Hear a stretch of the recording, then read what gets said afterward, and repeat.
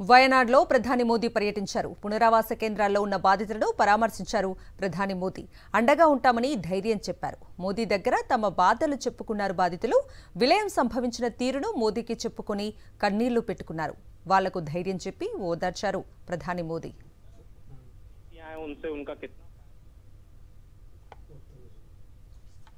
అంతకుముందు కొండ చర్యలు విరిగిపడిన ప్రాంతాన్ని ఏరియల్ సర్వే ద్వారా పరిశీలించారు. ముండక్కై చూరల్మల ఏరియల్ సర్వే నిర్వహించారు ప్రధాని మోదీ. అనంతరం రెస్క్యూ ఆపరేషన్ను పర్యవేక్షించడంతో పాటు రిలీఫ్ క్యాంప్స్లో తలదాచుకుంటున్న బాధితులను ఆయన పరామర్శించారు.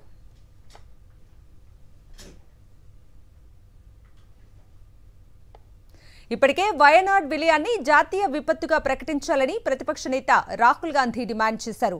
నిన్ననే కేంద్ర బృందం వయనాడ్లో పర్యటించి నష్టాన్ని అంచనా వేసింది. వయనాడ్లో కొండ చర్యలు విరిగిపడిన ఘటనలో 400 మందికి పైగా చనిపోగా ఇంకా 150 మంది ఆచూకీ తెలియటం లేదు.